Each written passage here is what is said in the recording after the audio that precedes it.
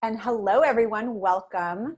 I am so excited to be here today with my fabulous colleague and friend, Amy Landino. Today, we're going to be talking about video, which I know strikes fear into the hearts of everyone out there, but it's really such a useful way to promote your brand and promote your business. And many of you have given me fantastic questions to talk with Amy about today, about how to get started with video, how to do vlogging, what to do with YouTube, all that good stuff. So I am so honored to be here today with Amy Landino. Hi, Amy. How you doing? Hey, girl. Oh my God. You act all formal with me. I'm like, I know what I are you do. talking about? That's You're my intro. honored. Like, what are you talking about? No, this my is drink. great. Thanks for having me. I appreciate it. Love to chat Yeah. with anybody about this, especially the people who are scared. I know, totally. We want you here. And so I'm just going to tell you a little bit about Amy if you don't know her already, although I talk about her ad nauseum. So she is a globally recognized YouTuber. She's a vlogging expert, a social authority expert, an author, a business owner, and she coaches people about how to build a brand and a life you love and use video to amplify your message and get your good work out into the world. She presents to global audiences as a speaker. She's the author of Vlog Like a Boss, which is a great book if you haven't had a chance to pick it up. And she also has a fantastic YouTube channel full of resources for you. Is that at Amy TV now? Amy? Yes, youtube.com/AmyTV. Mm-hmm. Fabulous. Previously, if you've heard me talk about Amy, she was running a YouTube channel called Savvy Sexy Social. And a lot of that content can still be found at Amy It's TV, all the right? same. It's the all same there. channel, just renamed it. Just rebranded. Fabulous. And she's been a speaker all over the world for business and marketing events, giving people advice about how to use video more effectively in their business. And her work's been featured in PR Daily, Content Marketing Institute, Huffington Post, and many more places. So welcome, Amy. Thank you. And I should say, most importantly, you and I both, well, you're originally from Columbus, Ohio. I lived there from like middle school to high school. My family's still there. So what up, Columbus? Yes. Yay. I'm converting all the people to Columbus right now. I have made it my mission. I've been asked for so many years of being in this industry, why are you still in Ohio? And I'm like, I'm staying. Like, it's like in my nature to just go against what everybody else tells me to do. I don't know. Right. So, I love it. Now it's really cool. It's like we're growing. Aftermark I co-founded is a second company I own. I co-founded with my husband, and we're moving our employees here. So we're moving people from Nashville, New York City, DC. And I'm just like, what do you mean, why leave Ohio? I'm bringing all the people. We are just trending here in Columbus. So yes, I'm repping for you, girl. I love it. And it's so funny because my dad would love you if you actually convinced me to move back to Ohio from California. But I'll keep that in mind. Considering my day outside, that might not be happening, but that's fair. That's fair. I have used my heat and my air conditioning today, so I'm sure you're jealous. So have I, actually. I live right on the ocean. So yeah. I thought that was just a Columbus thing. No, it was like 45 degrees this morning. And then like I went out an hour ago and it was like, why am I wearing this parka? Like, I don't know. Well, let's get to it. I'm sure people could hear us wax poetic about Columbus forever, but I really want to get to video and using video. And I mean, there's so much you can share with us, and folks watching, if you're really interested in making video a part of your business this year, you've got to go check out Amy's YouTube channel. But while you're with us, let's talk just quickly about why video. I mean, that's, we always start with objectives and goals, right? So if people are thinking about using video, what are the results, or what is the ROI they can expect from using video and using it in any capacity, whether it's just like adding some videos to their website or it's doing like a weekly vlog? Absolutely. I mean, here's what it comes down to, and I'll just kind of revert it back to the beginning of my story, and I'm going to summarize it very quickly because we don't need to go that far into it, but video completely changed everything for my business. I did not go to school for what I do. I had no experience whatsoever. I was offering myself for free for anyone who I could get to work with me when I first started my business. And Mhm. that's some of the stuff you're going to have to do anyway. Mhm. When I decided to launch my business, and granted, I had already started making video in a different capacity. So I kind of already had this in my arsenal. It was Mhm. my one thing I had on other people. I knew how to talk to somebody through video, edit video, and get it out there. But when I had that experience when I started my business, I knew that if I was going to show people that they could trust me to give them really good advice about social media marketing at a time where, especially here in the Midwest, it was not being taken seriously by marketing Mhm. departments at all. There wasn't a budget for it. It was something that was sort of like this annoying problem people were hoping to get rid of for a Right. couple of years, and it did not go away. I needed people to trust me in this process, no matter how they felt about the medium, and that they would want to hire me to execute on that social media for them. That's a big deal, right? It's not just trust Yeah. me as an expert. It's trust me, I am going to tweet for you. That's enormous responsibility. So Mhm. I knew that the best way for me to get myself out there was not just meeting people, because obviously you can never replace that.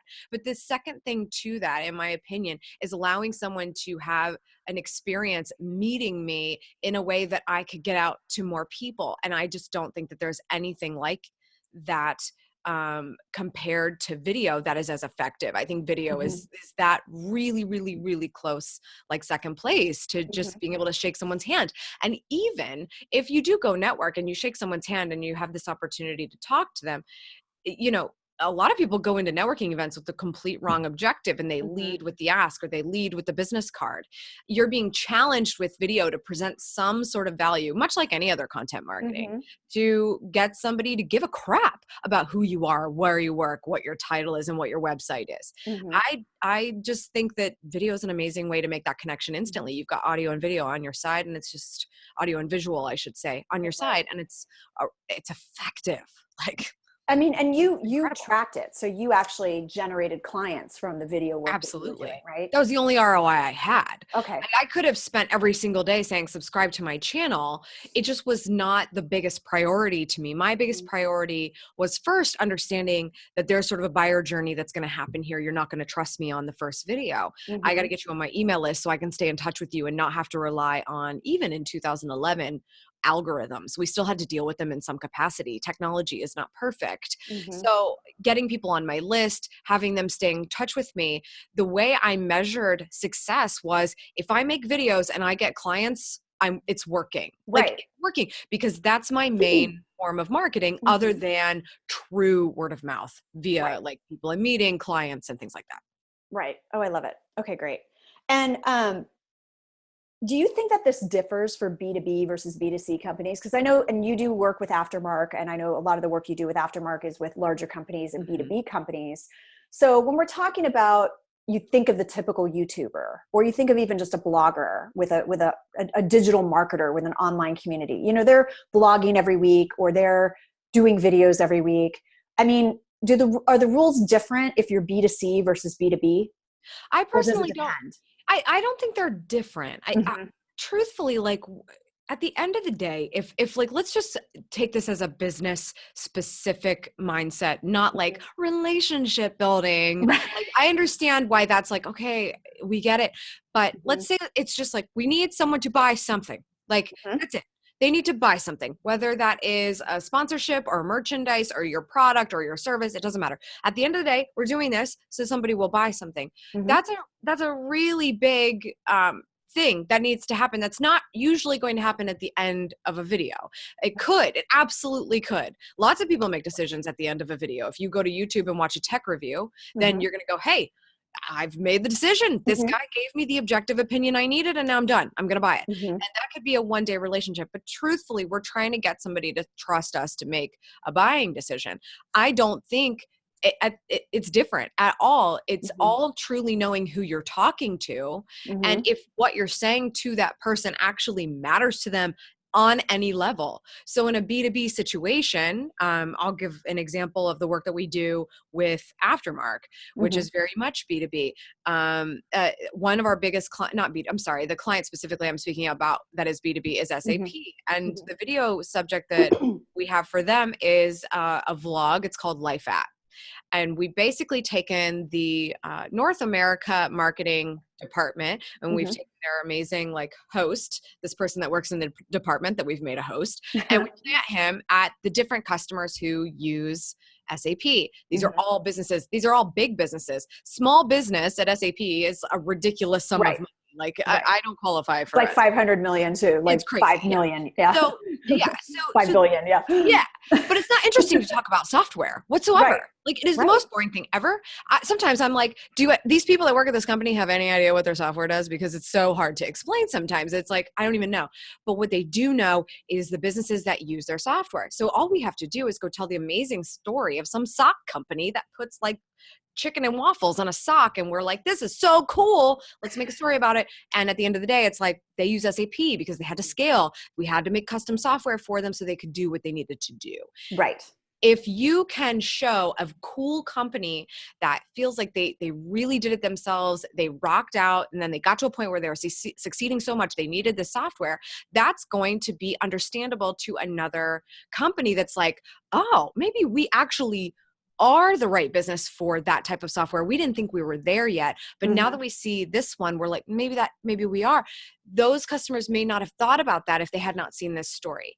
Right. And again, same thing could happen B2C. Here's a really great phone case. I love it. Blah, blah, blah. Buy it. Like this works across the board. But if you lose track of who you're talking to, it's going to be hard to accomplish anything. But that's a B2B or a B2C problem. Right. And one of the top 3 disruptive marketing trends for 2018, which I find hilarious that this is a disruptive marketing trend, is storytelling and customer experience. I'm like, okay. I'm like, can you stop making storytelling even more buzzy? Like, I know. It's so unfair because I don't have another word for it. Well, like, and I'm since like the Bronze Age, like storytelling has been important. Like we know this, right? Right. I'm like, okay, I want to be able to say storytell to my clients and have it land with them and not be like, what does that mean? Or everyone says that. What does that even mean anymore? So I'm kind of bugged about that. But at the same time, like it's literally that. The problem is the companies and the marketers who have just drudged storytelling through the mud don't actually tell a story with their marketing. They're just like, here's a great content marketing piece. 7 reasons why you should buy our product. Right. Nope. That's not a story. That's not. Yeah. That's literally a commercial. Okay. So like that's the issue that we're going through right now with video and storytelling and all this being like, ugh, do I have to? Can I just do the written word, or can I do what I'm comfortable with? Yes, you can do anything you want, but like truly this medium works for a reason. And you actually can stand out if you do something different than all these people that are doing it wrong. Well, actually that's actually just plays into a question I'm going to skip to about that. Good. Because of the fact that video is like the proliferation of video and people just getting videos up on YouTube. I mean, I'm sure you have statistics around that. I don't, but that have exploded. I mean, and so in an increasingly, you know, it's just like the next new shiny marketing object. Everyone runs to it. It gets oversaturated and to the point that it doesn't work anymore. And then everyone runs to the next thing. But with video, what can people do to stand out in this cacophony of noise that's out there? Like, are there any, I'm sure there's not like a top 5 tips for what to do with your video, but what are some of the top things to keep in mind that if you are going to start creating video as part of your content marketing strategy, what can you do to make it stand out? Well, I'm going to start with something that should make a lot of people feel much better, specifically about YouTube, because you're right. There's this, I don't know, I don't want to call it a gold rush because it is not that whatsoever. But with there being a lot of news around the Google AdSense program and the partner program, and if this is like gibberish, then it's fine. Literally, it's fine. But it's essentially how YouTubers make money with ads. It keeps being like, it used to be very selective, like 2007, 2008, and then 2011-ish or so, they gave it to everybody. And that was a Google Plus thing that they were trying to make work. And then they took it away again recently. And then they took it away some more. Like they keep making it much harder for you to achieve it. You have to have 4,000 watch hours over the lifetime of your channel, et cetera, et cetera. So there's sort of like this, there was like a gold rush, like, yay, we can all make money on YouTube now. But you have to have such a massive amount of views that like it literally doesn't matter. And so there's all of this going on. And that's really frustrating because it's causing everybody to go, oh, I just need watch hours. I just need watch minutes. I'm going to upload every single day 60 minutes of content or whatever the case is, right? Mm-hmm. It's causing there to be a lot of noise on the platform. Which And junk, quite frankly. yeah, just like crap, poor just utter quality crap. stuff. Yeah. Absolutely. And YouTube's like, maybe we should pare back a little bit on this AdSense program because we're getting so much junk on the platform. Like, this is great because we're getting more traffic, but these people should not necessarily be making money right off the bat. Right. So there's that. But you'll actually be surprised to hear, and this is the part that makes you feel better, that YouTube recommends that you have a channel that uploads one video per week. One video per week. The most successful YouTube channels upload one time per week. Mm-hmm. And then when things start to take off and things are growing and things are spiking and you start to see some momentum happening, that's when they start dabbling in the idea of a secondary series or a segment that might be a second video on the channel. But a lot of channels only post that one time per week. Okay. Liza Koshy is a really great example of, like, in my opinion, the new Jenna Marbles. I'm talking about comedian creators essentially. Mm-hmm. And she showed up very recently in the scale of YouTube years. I think she got her start on Vine, so there might have been some momentum there that helped escalate the YouTube situation. Mm-hmm. But she uploads once a week. And Jenna Marbles, the original Jenna Marbles, the same thing. They have their second channels for their sort of fun videos, but that one video per week drives so much traffic and keeps their algorithm so fresh and so momentous that they don't have to do more than that. And so that's what's super interesting about this. And personally, I'm experiencing a total change in my channel as well. I uploaded 3 days a week for a long time. That was how I was able to sort of like educate my clientele. And since the beginning of the year, I've started uploading one time per week. And I don't know what in the heck happened to the algorithm, but all of a sudden YouTube's like, well, that's a winner, and is sending me like 10 times more traffic than usual. So talk to us, so back up a second, because I don't think people know a lot about, especially people that have not delved into video yet. So talk to us a little bit about that algorithm, because that's sort of a like, wait, what is that? What does that mean? Talk to us a little about the algorithm. And how so every platform has their algorithm, right? YouTube has been in a lot of places with their algorithm because there are actually many pages to YouTube. Not many, but a few.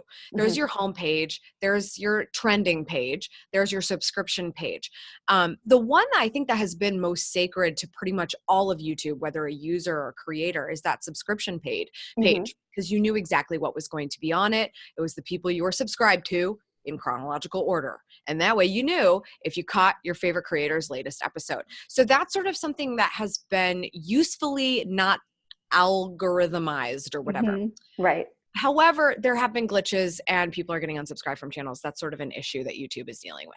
Okay. But the homepage is super interesting. And this is actually where I'm seeing a massive spike in traffic. So you mean your homepage for your channel or YouTube? No, YouTube.com.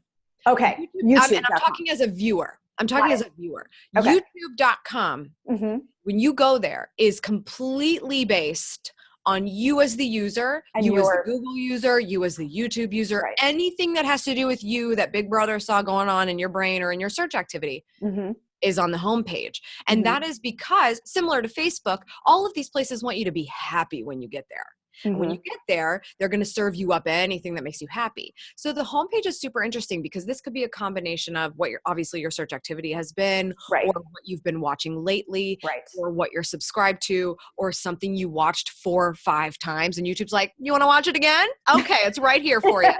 It literally knows what you want at all times. Right. And this is very cool. Because you don't necessarily have to have someone be subscribed to you for you to become to be a trending option for them. So let's say they're watching a lot of, in my case, as a creator, if a viewer has been watching a lot of self-development stuff, a lot of time management stuff, a lot of productivity tips, that's pretty much all I've been talking about for the last 2 months. If they are running out of things and YouTube's like, maybe you'll like this other girl, get my traffic, because now I'm showing up on the homepage of YouTube for these people, which is cool and not great at the same time because analytics don't give you a huge amount of insight to that. It's not like they watched this and then they came to you. Right. You certainly have that option in your analytics, but I'm actually seeing a heck of a lot of homepage activity for no apparent reason. So I'm trying to figure that out, but it's cool. The last thing I would say, and the big thing that you should focus on if you're using YouTube, is the search options. Mm-hmm. And that's what my focus was for a very, very, very long time on YouTube, was answering a question that was Googleable, Right. and or YouTuberable. And it being the first thing on the page of search. Yeah. I want to be number one in search for that thing. Right. Because it means if you searched YouTube, I'm there. Or if you search Google, I might be in a Google result, because it's of course going to pull from YouTube results. So that's another algorithm-y thing that is an opportunity for you. And just like you would SEO, optimize a blog post, you want to optimize your video content on YouTube, because it's the number 2 search engine in the world. So search activity can drive traffic. Once you see some momentum there, you might see some more suggested traffic, homepage traffic, subscriber traffic.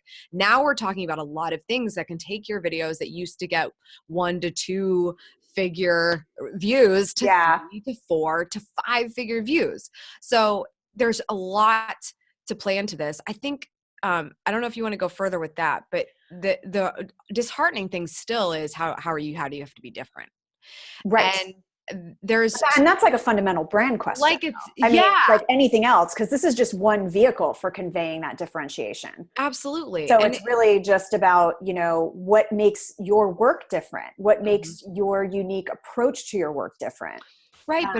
But a lot of people also don't consider, like, think about all the things I just listed, right? Mm-hmm. The average person who's like, I'm going to start taking off on YouTube. I'm going to upload my stuff there. It's going to be great. Right. They don't actually look at what the experience is like for a viewer. Mm-hmm. Where am I popping up? How am I popping up? How am I not popping up? But if I did, what would it look like? Mm-hmm. And is it something that somebody would want to click on? The sort of a simple way of putting it is, you think YouTube is a bunch of videos. It's true. But I actually look at YouTube as the video version of Instagram, because you are clicking on a photo to decide to watch a video. So if your photo is not on point and your caption or your title is not on point, people do not engage. And so when you start to give that a little bit of thought, you might go, oh man, I was so worried about my set and how my video was going to turn out and how good my editing was going to be. Right. If you just nailed the custom thumbnail, you might get in the door. Right. So that's what's interesting to me, is differentiating yourself means thinking like your viewer, talking definitely to your viewer, and allowing yourself to just be yourself and not be someone else. Yes. But really understanding the context of this entire thing. I'm talking about YouTube very specifically. I've been on it for 10 years. We could be talking about Facebook. We could be talking about anything else. Any other what is vehicle. The context of that environment when someone decides to watch a video? Right. I love that. So let's take another step back about, how can folks literally get started? Let's break that up into 2 questions. Okay. One is, what fears and obstacles prevent people from getting started with video? From the totally valid to the completely insane. And then when they're ready to get started, literally, what are the first few things they have to do? I get questions sometimes, and again, I point them to people like you, because I'm like, I'm not the video expert, but they're like, do I have to start my YouTube channel first and have that going before I start creating video? So first let's talk about what stops people from getting started, and then let's talk about how they can get started. The easiest excuse, and I know this is the easiest excuse because I've had a lot of years as a speaker and obviously as like a YouTuber or whatever, it usually spawns from the biggest question that you get. And the biggest question I get, whether it's in the comments or in a line for a Q&A, is, what camera do I need? Which I rarely ever even talk about in my presentations. I have in the past, but I'm like, I'm not even going to talk about it because I'm going to make you ask me, because I'm going to sit here and tell you that it's your freaking phone. Okay. So, and that's always like a fun, like laughing moment, right? Right. The reality is, I know a lot of people who, let's break it down. Beginning of YouTube, origin of YouTube. Everyone thinks we're like the greatest personalities of the world, which I'll talk about that in just a second as another fear. But they just had their Macs or their laptops, and they would just talk to a webcam. There's lots of channels that started that way. Your smartphone is the closest, most sophisticated camera you'll ever hold because you know how to operate it. So that's a big deal, and you should use it. And I always tell people, if you have to wait to buy the gear in order to get started, you're not going to. And I know this as somebody that when I was like, oh my God, I'm going to make YouTube videos. This is before the smartphone. I mean, maybe there was a smartphone, but there was definitely not video like Right. there is today on the smartphone. And I was buying back in the day the handheld video cameras like the Flip and the Kodak ZI6 and all that, all these things that are totally like, what's the word? Extinct now. Yeah.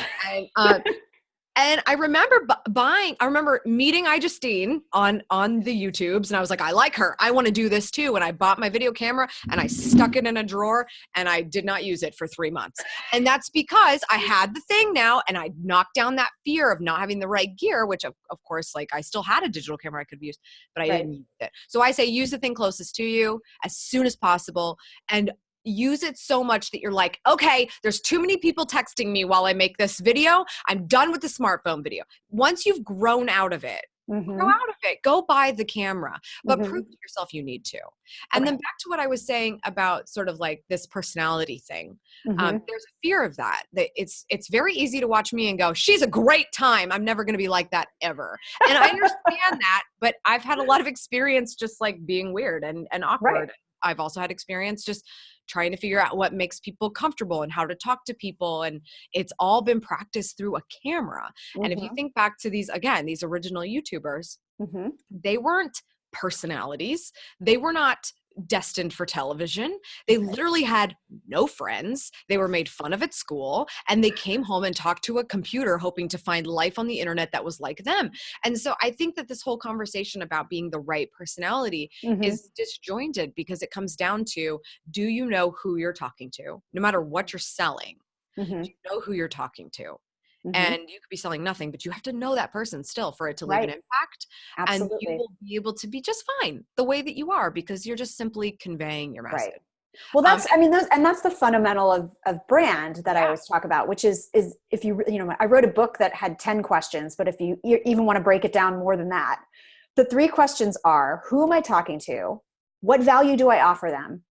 And what style do I have to deliver that message?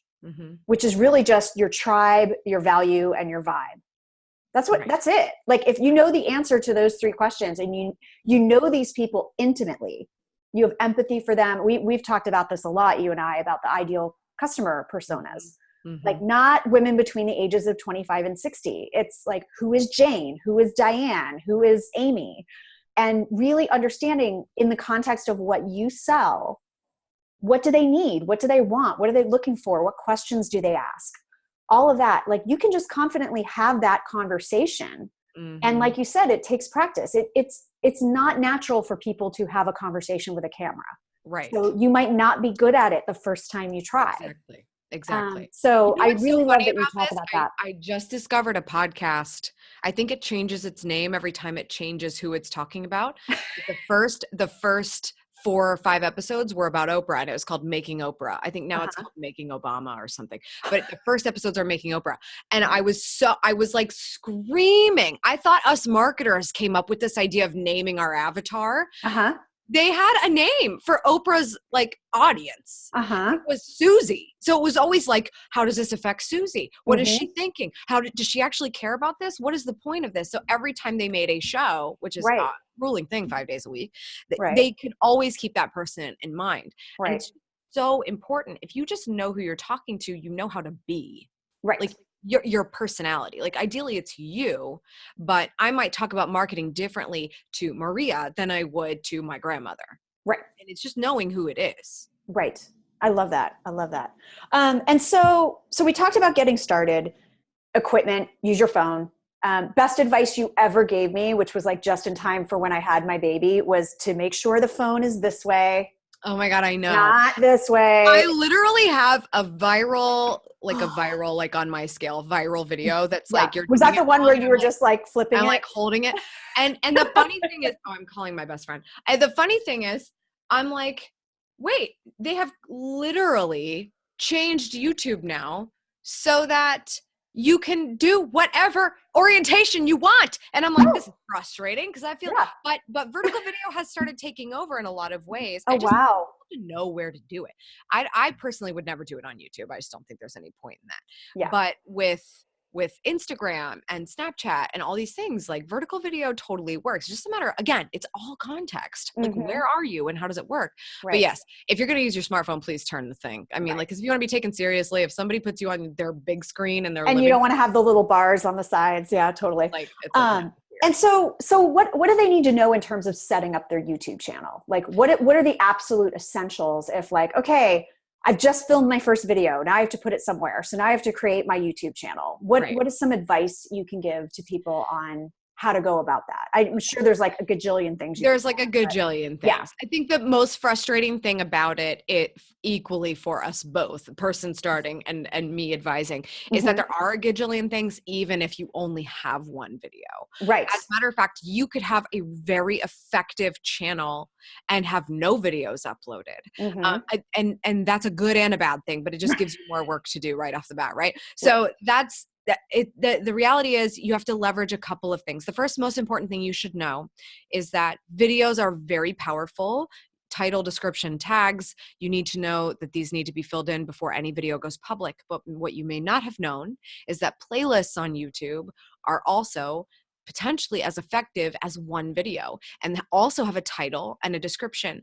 They don't have tags, but the SEO value of a playlist could potentially get you some attention that similarly a video would in search. So, or and you create playlists on your channel. Right. So most people would make a playlist. Right. And similar to like Spotify, right? Spotify, if you were a musician, I guess, I don't know, but you'd create a playlist and like, here's all my songs, right? You're going to go to YouTube, you're going to create a playlist of all your videos. However, you can create playlists of any videos on YouTube you want. They don't have to belong on your channel. So my first piece of advice is fully embrace any customization of your YouTube channel. And if you're like, well, what's the point? Sure, I'll do my avatar or I'll do my cover photo and I'll do my sort of profile picture. But other than that, I can't do anything. I only have one video. That's not true. You can make playlists that will fill up your channel. And I just want to give you an incentive to do that. Let's say you tweet out your video and I watch it and I'm like, this is great. I want more content like this. If you've uploaded one video ever, which I don't recommend you stack like 3 or 4 to launch, that's not a good idea. And we can talk about that. You have one video on the channel. So if I go to the main channel to go, I wonder if I want to subscribe to this now. I'm going to go see what else is going on. You have better have done something there to make me not go, oh, there's nothing else here. Like, this is why we see viral videos on channels with no subscribers, because only an idiot would subscribe to that channel because they're like, oh, it's just some nobody that uploaded some viral random occurrence. If you've done something to make it look like there's activity, new episodes every Wednesday. Oh, it's Wednesday. I must have seen the first episode. Cool. I'll come back. But playlists of other content, maybe videos that you would recommend that are aligned with what you're going to do. It's a really nice way to dress up the channel and make it look really professional. The other thing I would recommend is just like looking at your default settings in the back end of your channel. Things you can add tags to the channel itself rather than just tagging a video. You can tag the channel. Those keywords that you want to be known for overall are really useful for the channel to sort of YouTube to start to understand, like, where is this going? What is this channel about? How can we better categorize it? Also very useful for someone like me who completely changed her personal brand by changing her last name publicly. So Amy Schmittauer is not very easy to search for, but people do it, and it's cute when they spell it right. And I want them to still be able to find me, even though I'm now going by Amy Landino. That's an example of a tag that would be there in the channel. I've also got it in every video I've ever tagged. So that that term is fully baked into the SEO of the channel. You're not going to not find me when you type that name in. So there's a lot of reasons why you would look into sort of like the SEO throughout your channel, and that's something that I would look at as well. Okay, great. And so how do you, and I want to put a little plug in here that you have a fabulous masterclass that you're offering. Is that ongoing, or is that going to be offered a few times a year? Yeah. So it's the book came out, Vlog Like a Boss. The book came out, and to me, I just thought it was really weird that people wanted me to write a book because I make videos. Like, write a book about how to make videos. Yeah. Right. I'm like, okay, but like I literally can't show you everything. But there's books about yoga, so you know there. Yeah, like how do people write books? stop there. Exactly. Yeah. It's not possible. So to me, I needed sort of like a complimentary course that would Right. help you with sort of things like editing tips or like Right. how to position the camera to really look at it. So the masterclass is essentially the course that helps enhance the experience of the book. Right. Or if you wanted to take it alone, then that's fine too. But yes, it's ongoing. It's Right. at vlogbossuniversity.com. Vlogbossuniversity.com. Perfect. And then where I was going with that was, I know that you talk about this in that course, and guys, it's a fabulous course. If you get a chance to take it, please do. But let's talk about managing content and schedules, which for me, that's my biggest obstacle. Mm-hmm. I'll be completely transparent. Mm-hmm. And so how do you manage that? And what advice can you give for somebody about how do I even tackle this daunting task of figuring out what my content's going to be and how to schedule it, how to schedule the production of it and how to schedule the publishing of it? Yeah. So that's the key word, right? It's scheduling. Mm-hmm. And as I'm growing a second company, I'm working with people. I got married. I work from home sometimes with my husband.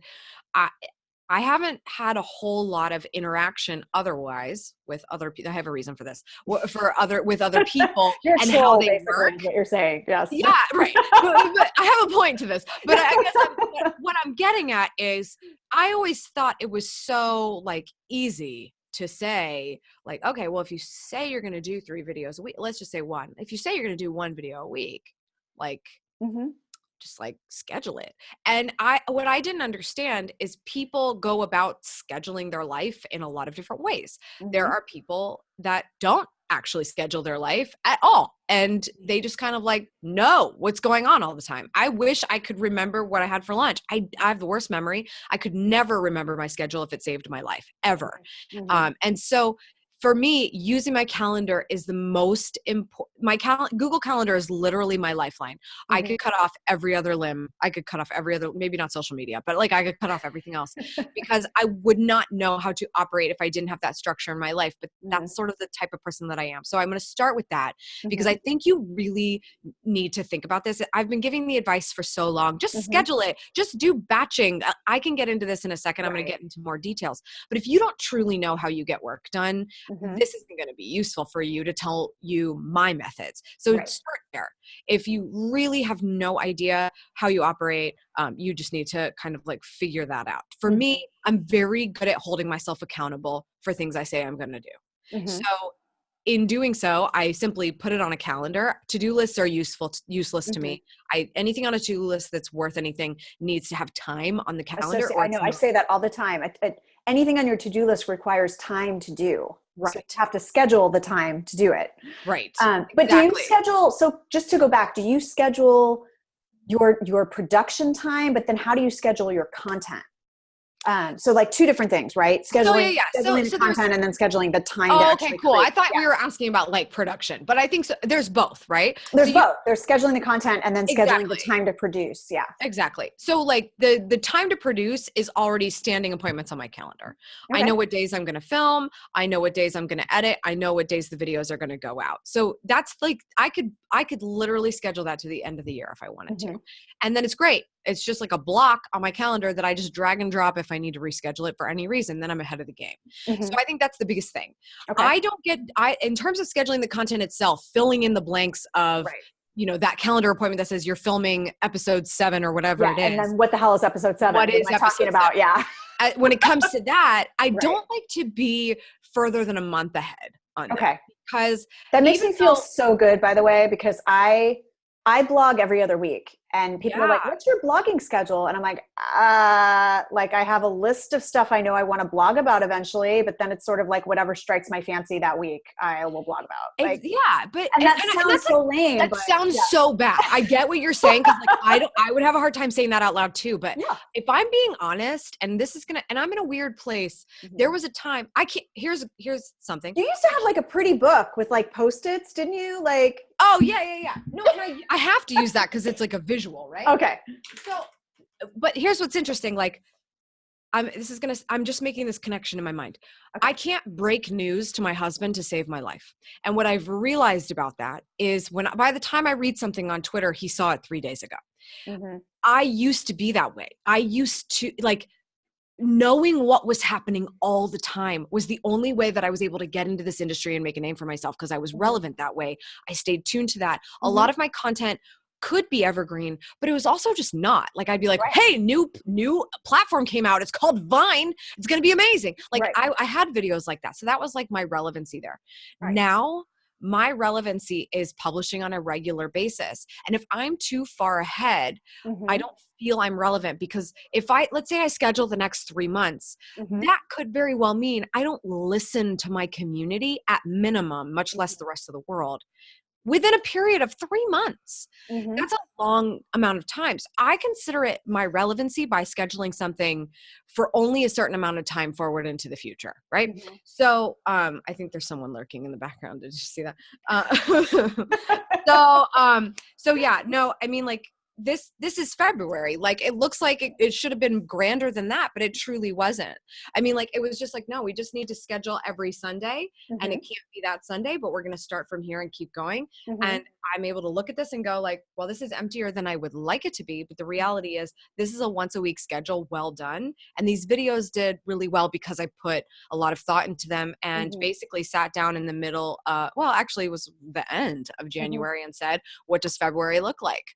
And I just planted February out so that now those appointments on the calendar to film, edit, post, etc., have a specific line item. And then you reverse engineer even further from there. Okay, great. Now I know when I'm filming the first episode for February, I need to know when I'm going to make my outline for it so I can actually prep to sit down. And where do those ideas come from? And let's talk about that. I mean, I know you and I have talked about this a lot, but I think this is really important for people who have this expertise and they're like, it's the same thing with I don't know what to blog about. I don't know what to write a video about. So let's talk a little bit about your process.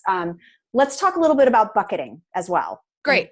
Okay. Absolutely. So I have a very fortunate first world influencer problem of just having to look through my YouTube comments and I pretty much have ideas. Right. That's the dream. That's what we want because. But you didn't always have that. No, absolutely not. Like we want to get to that point. Right. Because that's just such a beautiful place to be. Right. Like I posted my video yesterday and although I have a couple more ready to go, I know what my first ones in, what month is it? April are going to be. Because of comments, right? The specific question that they had because of something I mentioned in that video. I'm like, great, perfect. I'm going to make a video about that. It's done. But you have to get to that point, right? And it's about getting to know who that viewer is really well. Right. So prior to this, I had nobody, obviously, but I also knew I had people. I just needed to know who they were. At the beginning of my channel, right, it was very specific. I was targeting a small business who was dragging their feet on this social media thing, needed to bootstrap it because there's no such thing as a budget for it yet. And they needed to know what in the world they were doing because now they had to do it in their spare time, market their business on social media. So that was pretty specific. And then I would really kind of narrow it down and I would think, I'm going to go take these businesses to coffee. I'm going to ask my clients who are not paying me for their feedback. If you were doing this yourself, what would you ask me? What would you need to know? How does this affect you? Why are you bothered by it? Can we talk about the negatives of it, the positives of it? And that's where I got my ideas, essentially. Your best bet ever, every single day of the week. I will do this even when, let's say the comments were just like totally useless. I will sit here and go, I want a total refresh on what I need for like a video bank ideas. I'm going to sit here and I'm going to list the top 10 questions I've been getting recently. Right. Or ever. Like you could literally do the this over common ones you get all the time, right? Just any question. You've been asked about gear like a million times. Started. Yeah. Right. But here's what's interesting is I wouldn't want to go, any and all gear that you need to know about for making YouTube videos, right? That's too broad, but that would answer someone's question of what gear do you need for YouTube? So you want the questions, but you also need to take a couple of steps next in order to actually have ideas worth making, right? The questions are going to make the videos better because they are answers to those questions, but you have to kind of like formulate them into actual topics. So what I like to do with those 10 questions, and this is going to be the result of like 30 topics usually, I like to break out each individual question into 3 different ways I would answer it. So you can basically take different formats of videos, whether it's like a top 7 things list or a tutorial or a news related item. Let's say those are our 3 things for that first question, and come up with an actual way of formulating the topic within that format. So my top 7 pieces of gear for smartphone only video setup. That would be a very specific way of answering the question, what gear do I need? Right? Because I'm going to be like, your smartphone. Okay, but now what? Now we can go, well, I would get this for an alternative microphone. I would get this tripod so you can always set up and not have a shake. You know, there's a lot of places you can go with that. Right. That same question I can answer in a professional DSLR capacity or a mid-range capacity. There's so many directions you can go with that, but you have to be very specific with the topic. So what I like to do is take a lot of questions I usually get, or let's say no one's talking to you. You don't have any potential clients, you got nothing going, but you are watching somebody on YouTube or somebody that has a blog and you're like, I could do their job. I could have this. This is totally me. If I would have done this first, it would be just as popular, be more popular than this. Go look at their comments, go look at their tweets, go look at any of that stuff and look for the question marks. It's as simple as Command F and find the question marks on the page and look for any questions whatsoever. And if you're like, I know the answer to that question, just pretend like it's your comments. Pretend like it's your potential customer. Pretend and answer those questions. Because if you know that they're needed, then you have a huge opportunity there to help people, even if no one's ever heard of you before. That's pretty much all I did. I just trolled what people were asking, whether they knew me or not. And I was like, okay, no one knows what to do about this. There's a video. Yeah. About each one. I love it. That's literally it.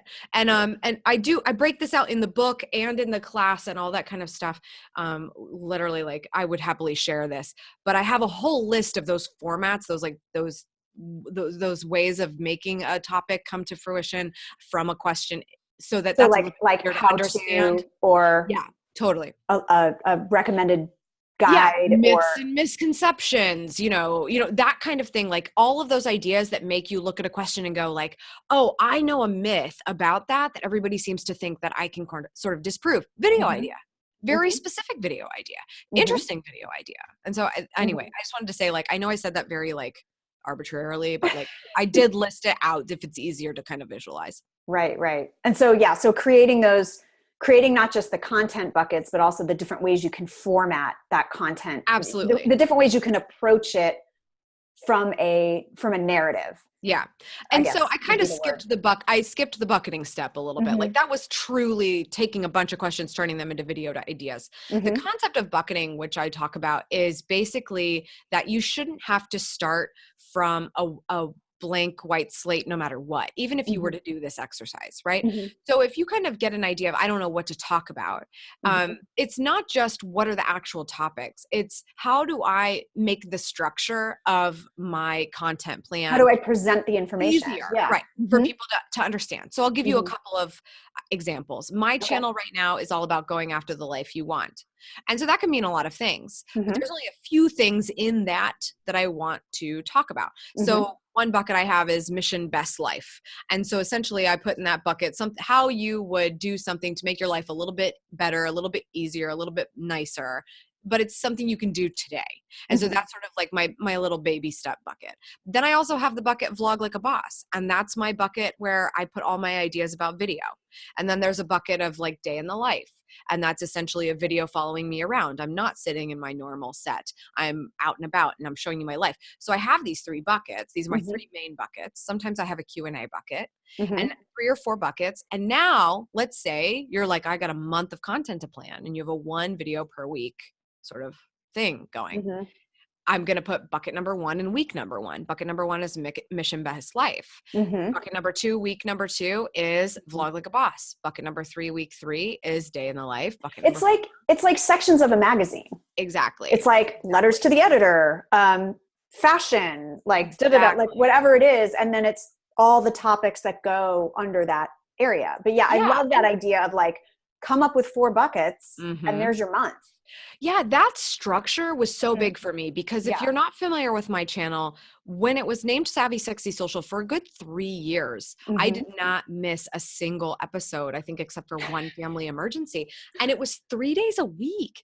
Like It's crazy. it was Tuesday, Wednesday, Thursday. I don't know why, but Yeah. that's what it was. And it was like, okay, but how do I make this possible for me to plan? I have to plan. I was planning on Fridays. I Mm-hmm. was filming on Mondays, and then I was editing like a fool for the rest of the week mostly. But it was basically, okay, Tuesdays, savvy, Wednesdays, sexy, Thursdays, social. And I basically took the words in the name and Mm-hmm. turned them into things that meant something as a part of what I wanted to teach. How can Mm-hmm. you be a savvy business? How can you have sexy content when you don't feel like you have anything to talk about? How can you better use social? So now I Mm-hmm. had this structure that was like, oh, I have a video idea. It has a place. It's not Right. just the next one. Right. It's has a place. It's the Mm-hmm. next Social Thursday episode. When is that not planned yet? Okay, it Mm-hmm. goes on this date. Right. So I think that's what structure truly offers you is an opportunity to feel a little bit more It's confident about your sanity. schedule. It's like, Yeah, just like, I absolutely. know what to expect. And like, that's the nirvana. I mean, that's the thing I'm always striving for when I'm working on scheduling and trying to figure out like what's coming up next. Mhm. And we all have our missteps in that process. Like none of us are doing this perfectly. Like, oh, when we say we're planning on this day, we're always planning on this day, or my writing day is this way. Like it's about intentions. And sometimes Right. you hit the mark and sometimes you don't. So Mhm. I love that. So kind of getting to that idea of the content and planning. Mhm. This is another popular question. I don't have this on our list right now. I'm going to do a time check real quick and see how we're doing. We're doing good. What's an optimal length for a video? Here's I What are have your some tips around that? Yeah. here's the reality of it. Here 2018 YouTube.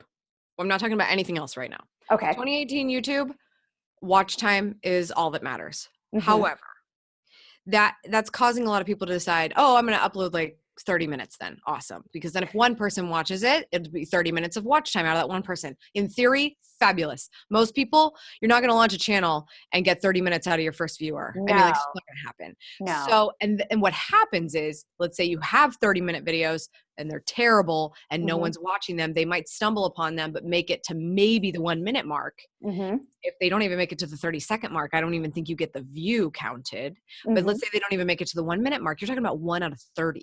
1 out of 30. And if that's a trend over, let's say 100 people, Mm-hmm. that's a low audience retention rate, which is the percentage of 1 to 30 and that Mm-hmm. many people. So the idea is great, but if you don't actually promote the content and make it worth watching the entire thing, it's useless and it's actually going to kill your channel.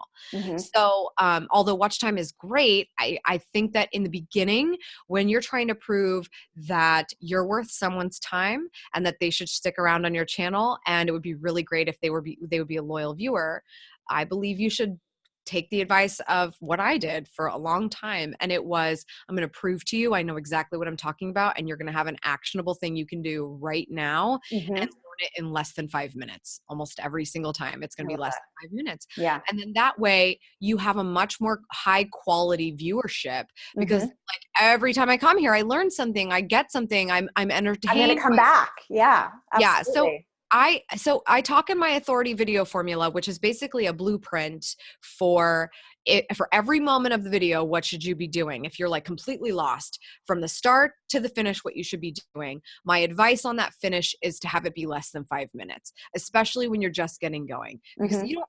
5 minutes is actually an eternity these days if It it's a is. really Yeah. like great video. Mm-hmm. But even if you're just getting started, if you're delivering value and you can teach somebody something in 5 minutes, awesome. If you're like, no way, this thing's going to take 15 minutes. Right. Okay, give yourself an opportunity for a 3-part series Right. because you need to keep attention. And Mm-hmm. your 15-minute video might send people like looking for a shorter one.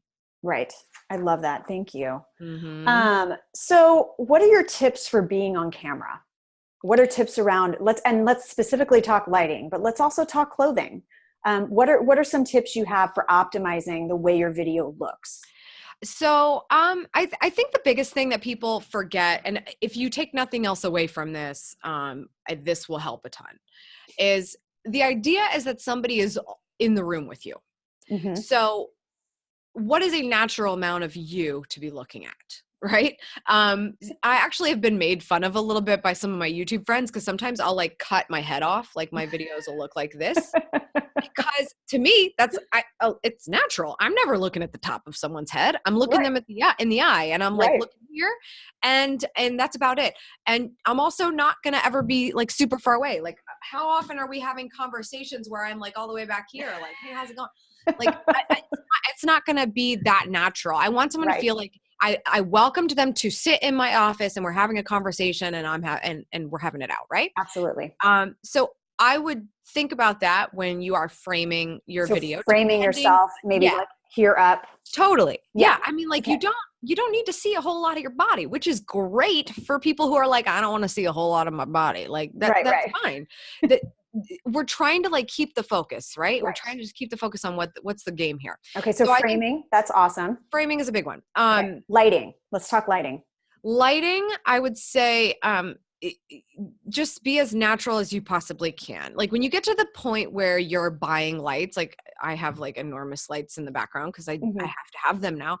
It's a lot of work. It's a lot of work. Like I literally have an office that is equipped to have lights up all the time because these are a pain to take down, and there are 3 of them. Right. So, that's part of it. So I, for a long time, just used natural lighting. I have a window in front of me. I just have the blinds down right now. It's a So little bit having the light coming at you. right. You Right. do want the light at you, but it's also like later in the day, not first thing in the morning, depending on where the sun is setting. Like the natural level of lighting is super important as well. But that is how I got through most of my videos for a long time, was leveraging daytime light. And I would film at 3:00 every day Because where you lived where and the based on sun was, the window was. Exactly. Yeah. and that's not fun. Like clouds change things, and it's like, but it's fine. It is Right. absolutely fine. And your camera, especially if you're using a smartphone, is going to be best equipped for daylight. And personally, I think it's great. And then you can go ahead and like, once you're like, I need something. This is a Diva light. Mm-hmm. It's a ring light. A lot of us call it a ring light. That's a nice thing to get because it sort of just takes care of everything. If you're like, I have no light whatsoever, there's no daylight, I just need one quick fix. That's nice. You can put your camera in the center of it. You'll get this ring effect in your eyes, which is like, in my opinion, like kind of annoying now, but it's nice because you are very well lit, and those are pretty economical. Just make sure you are lit, but even more importantly, people put a lot of weight in lighting and not enough weight in audio. The lighting is not going to kill your video. The audio will kill your video. Okay. If for some reason someone is, let's say they're on the train and they're watching your video and they have their little earbuds in and you sound like you're in a tunnel or something like that, you might lose them because that's like a really intimate experience for them to be here. Another big tip for this is never, ever, ever, ever edit your video without headphones in, not Bluetooth headphones, wired headphones. Because if you don't know what it sounds like here, I've seen the biggest YouTubers mess this up. They'll put some crazy loud sound effect in because it sounded great from their computer speakers. And then it's ridiculously horrible for the viewer because they're listening to it here. Right. So you have to know what that experience is like so you don't lose them on the audio side, because that is such a big component of the connection that they make with you on video. So do people need a mic if they're just using sort of their phone and their computer? Not necessarily. Not necessarily. If you're in a room like mine, which has a whole lot of stuff in it, and there's carpet, it's a smaller room. It's not big. It's not tall ceilings. I mean, it's like okay ceilings, but like it's a fairly enclosed room. Yeah. You're not going to have a lot of sound bouncing around, which makes pretty much any internal microphone, which is what we're talking about with something like this, fine. But when you start going outside or you start doing things that are a little bit more sophisticated, you are going to have some problems with internal microphones. So, but it's not a problem right off the bat. You just need to test your environment. If you don't test the environment, you just go ahead and bang out a video and then you watch it back and you're like, well, the audio kind of sucks, but I did it, so I'm posting it. Well, fine. But now it's like, well, but now you know. Yeah, exactly. You know, so test Love it that. first. And what about clothes? People ask that a lot as well. Like, yeah, I mean, like, honestly, I think it's sort of trial and error a lot of the time. I mean, they tell you like in the business, like don't wear patterns. Don't wear crazy patterns. Yeah. Like, so stay away from patterns. But like other than that, just like in my opinion, wear what you wear. You should just wear what you wear. I would have one thing is like my set is very white. Like I have white background, white. So for me to wear white is not a great idea. Right. So like that's one thing I take into consideration. Uh-huh. And also, ladies, I don't want to see your boobs. So like turtlenecks are great, or like like Yes. some women forget how their shirts are dropping down, and it's Well, just or the camera's up here, and yeah, like, and we want the camera up high too, right? Right. So then it's even worse. Like, no, Yeah. and no one needs to see that. If you're trying to get business, then at least the kind of business I'm trying to get, then we don't need to see that. So that's pretty much it. I'm not trying to be like sexist in that way, but I just think sometimes Right. No, I hear people you. don't realize how something looks. Oh my God, I'll buy the most amazing outfit and then I'll have it on camera and it looks terrible. Yeah. They look completely different. They look Right. completely different. You don't even have to wear pants. I could not be wearing pants right now and you wouldn't know. Fine. Yeah. It's a totally different ballgame when you're making a video. I love it. I love it. Okay. All right. So let's wrap up this conversation. You've given us such great tips so far. Thank you for all this great advice. And again, I just want to tell everyone who's watching this, check out Amy's masterclass if you get a chance, because it's really useful. If you're serious about getting video going for your business and doing it the right way, give us that URL again before we move on. It is at vlogbossuniversity.com. You asked me so fast. I was like, which Okay, URL is it? VLOGBOSS. Yes. University? University.com. University.com. Okay, check that out. Okay, so let's end our conversation with kind of a philosophical question. And cool. It's a really good question about people believing that video is the same as real life experiences. And, we could talk about the whole, like, people presenting a version of themselves that's not the reality on video, but also talking about the fact of using video as a substitute for human to human interaction. Sure. Right. So this is sort of a societal question, I guess, about with this increasing use of video. How do you think it's impacting people that we're using it so much and we're relying on it so much? And then from a very practical standpoint of business owners using video, what's your advice around sort of using video as that substitute for hustling or getting on the phone or talking to people? Like, oh, my lead generation problem is solved. I'll just crank out videos all day long. I don't have to talk to anybody. So there's kind of a mishmash in there, but yeah, talk to me about what you think about that. I mean, it's really interesting, right? Because the fact that we even have this question means it's effective. Like, it's very effective.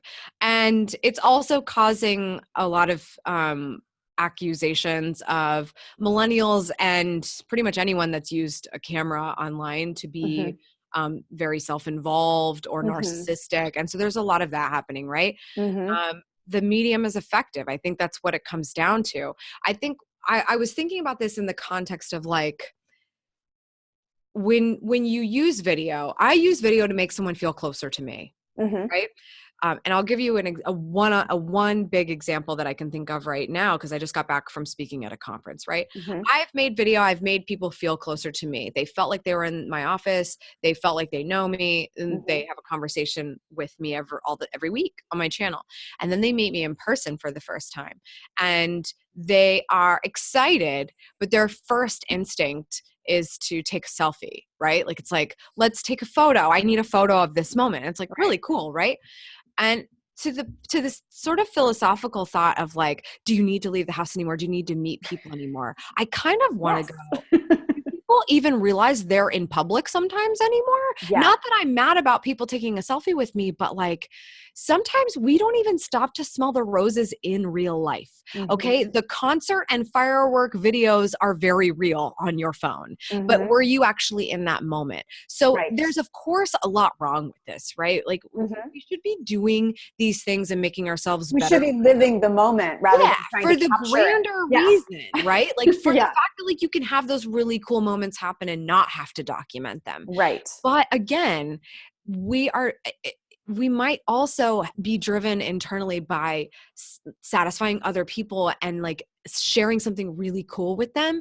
And I can understand why someone's like, I just want to document this. I just want to share this on my Twitter so much, because I'm getting more fulfillment out of the fact that I get to be here and I get to share it. So I think there's a lot there to kind of deal with, but it's like, if we're going to criticize video and making people think that they don't have to leave their vacuum, we could also just do a better job of reminding ourselves, those same critics, that maybe we can step away from it too when we are in those real situations. I think this is just too good of a medium for a business to use. It's just too good. And if we're worried that marketers are going to ruin humanity with it, the reality is I just don't believe it. I have always been an introvert who didn't think I had anything good to say and didn't really know what to do with myself or what my passion was going to be. And this medium changed my life. And the reason it did was because I realized that I needed both dynamics. I need the online experience to keep myself relevant and present to others. But for me to be relevant and present to myself and the work that I do, I need to have those in-person interactions. I need to have a conversation with a potential client and make sure they're actually a good fit. I can't take every Tom, Dick, and Harry that watches a video and says, I want to coach with you, right? I have to have that interaction with them. I have to meet them in person. And so I think the people who confuse the fact that you can just sit somewhere and not leave your space with the actual hard work that goes into building a really effective brand are going to lose, and they're not going to be around for very long, which is great news for you because there will be more room for you to make videos on the internet. Exactly. I love it. Thank you so much for your time today and for talking to us. And where can people find you again? amylandino.com. Yay. It's up. It's going. Oh, yeah. Yay. Yeah. So I know we had a conversation about this. I was literally in the middle of like a URL switch when there was like some goofiness going on. I was like, there's no website there. Not ready. Amy Landino, Landino. Check it out. Check out our YouTube channel, Amy TV, right? Okay. Lots of great stuff. Lots of great advice about not just video marketing, but branding, social media, business, life, inspiration, motivation. Amy, thank you so much for doing this interview with us. We really appreciate it. Of course, Maria. Thanks for having me.